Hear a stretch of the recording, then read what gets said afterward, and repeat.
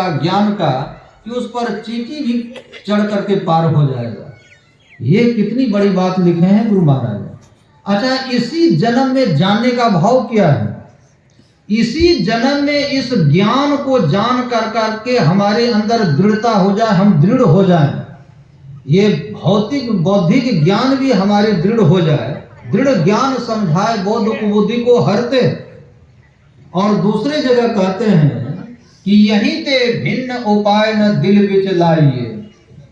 यही जो ज्ञान है, इस ज्ञान के अलावे भी कोई ज्ञान है मोक्षप्रद, कोई शांतिप्रद, कल्याणप्रद, इसको स्वप्न में भी मत लाइए। इसका परिणाम क्या होगा? इसका परिणाम यह होगा कि अनेक जन्म तो होगा, लेकिन बारंबार मनुष्य ही बनेंगे, बारंबार मनुष्य बनेंगे, 84 में नहीं जाएंगे। यदि दृढ़ता के साथ हम इस ज्ञान को पकड़ लें, संतों के ज्ञान को, और करने में लग जाए, केवल दृढ़ता होनी चाहिए, तब संशय दूर बहा है। ये संशय नाम की चीज को जीवन में नहीं रहे, हम दृढ़ हो जाए इस ज्ञान से। गुरु महाराज के प्रति हमारे मन में कभी हिले डुले नहीं, प्रेम कभी डुले नहीं, इतना पकड़ करके रखें, बाकी तो फिर सब सुधर जाएगा।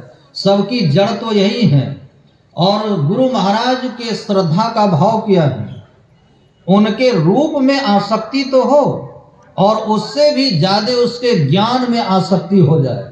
गुरु नाम है ज्ञान का, शिष्य सीख ले सोए, ज्ञान मर्याद जाने बिना गुरु और शिष्य न कोई।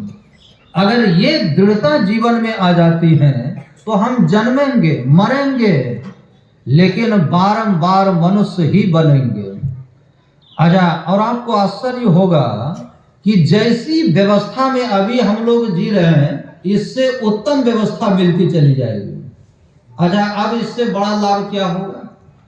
लेकिन इधर से लोग बेपरवाह रहते हैं, इधर से निश्चिंत बने रहते हैं, और जो हमारे लिए बिल्कुल 0/0 है, धनानि भूमो पशुओ भी गोष्ठे नारी गुरुद्वारणी सखा स्मशाने बृहस्पतियाम परलोक मार्गे कर्माणि गो गच्छति जीव एकः।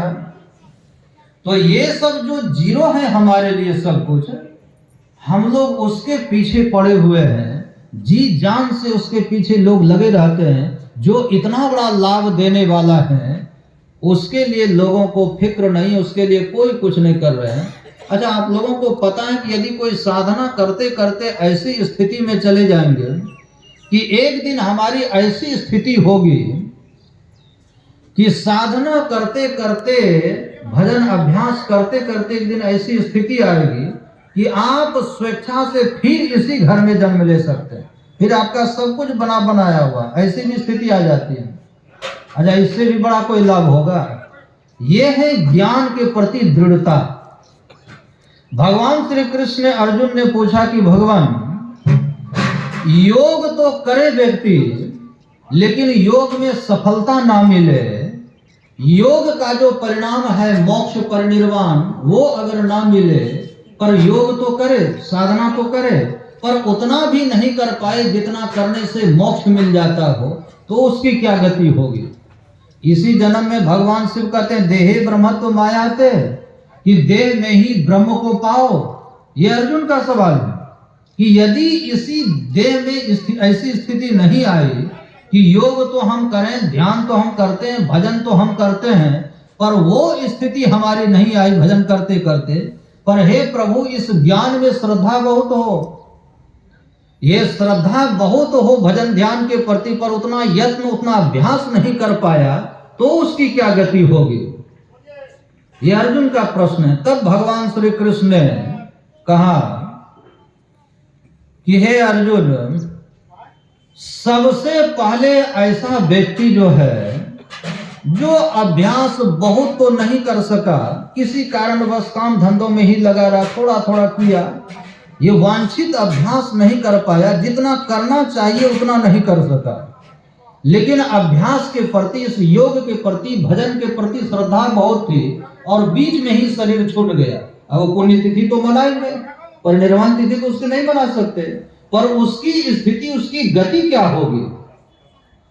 और अर्जुन ने यह भी कह दिया कि हे प्रभु, क्या वह छिन्न भिन्न बादल की तरह नष्ट भ्रष्ट तो नहीं हो जाएगा?